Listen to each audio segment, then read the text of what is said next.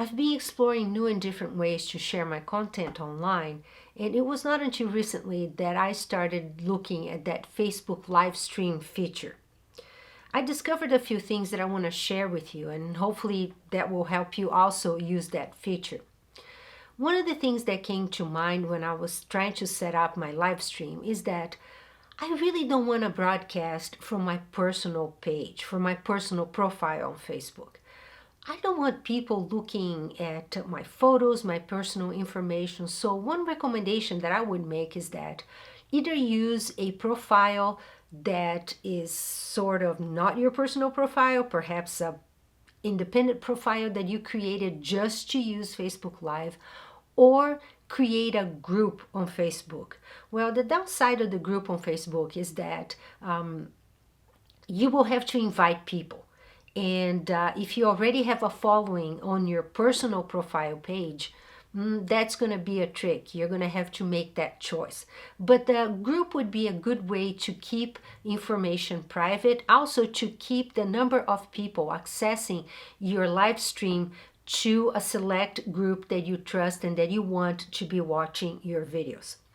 Another option is to use a Facebook profile that is set up for your organization.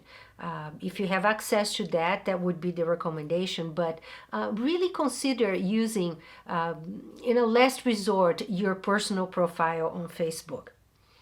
Another thing that I want to share with you is regarding the equipment. What can you use when you are doing a live stream on Facebook? I would keep it very simple. Just use your mobile device if you can. Use a tablet, use a laptop. But here are a few recommendations if you are choosing to use a smartphone or a tablet.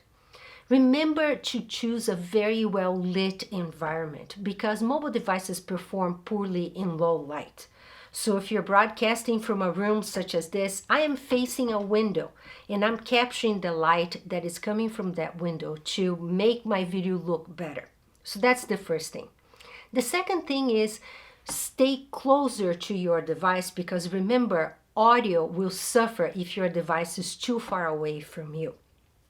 And lastly, remember also to record your video on a horizontal orientation. Avoid recording vertical videos. Let's go over to Facebook and let me show you how you set up a live stream.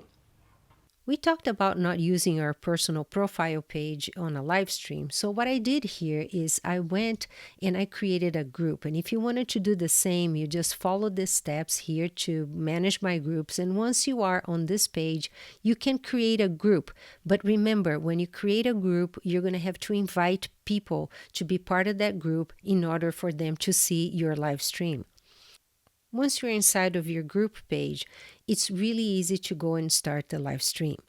You go over here, click on live video, and you're going to see a page. And you see me here because my camera is pointing at me for the live stream. So go here to the right panel and let's walk through some of the features here. The first option you have here is to select, choose where you're going to post your broadcast. Do you want to share on your timeline? Do you want to share in a group? Do you want to share in an event? Or do you want to share on a Facebook page? In this case, I have the share in a group selection because I want to keep this live stream to I want to keep the live stream aimed to a group, right? The name of my group is right here. And I can write something that will describe what my live stream is going to be about on this area over here.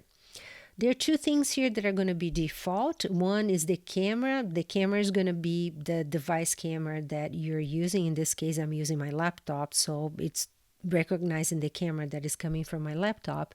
And also here, it's recognizing the microphone that I'm using. In this case, I'm pretending I'm using the microphone from the laptop. In reality, you see the microphone that I have here to record this demonstration. But another feature that I want to point out to you, and it can be a little complicated, so is the share screen option that you have here. Once you go to the share screen, you have an option to share your entire screen, which would be the option that you go first, and it's obvious. But if you click and choose that option, look what happens. Whoa, something funky really happens, and this is obviously not what I want to share. So I'm going to stop sharing this, and I'm going to go back to that share screen option that I have again. And the option that you want to choose is application window. I went ahead and opened my PowerPoint presentation and left that PowerPoint presentation open on the desktop of my laptop. Once I have that open, I can go there and choose to share that PowerPoint presentation. You see that it opened the screen that I want to share. I can go through my PowerPoint. I can flip through my slides. I can talk about it. I can teach what I have to teach.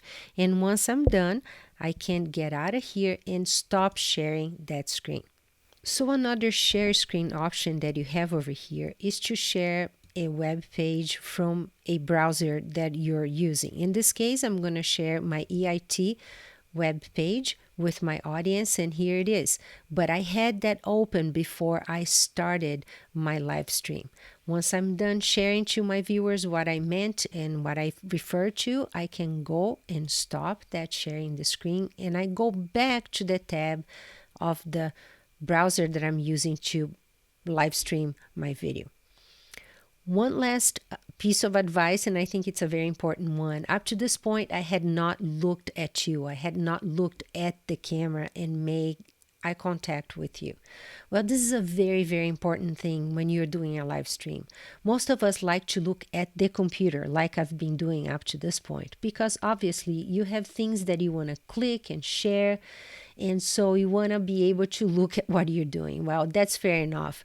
But once you start talking to your audience, it's important that you know where the camera is on your device. That way, you're going to maintain that eye contact. You're going to build rapport with your audience, and they're going to be connected to the message that you are trying to share.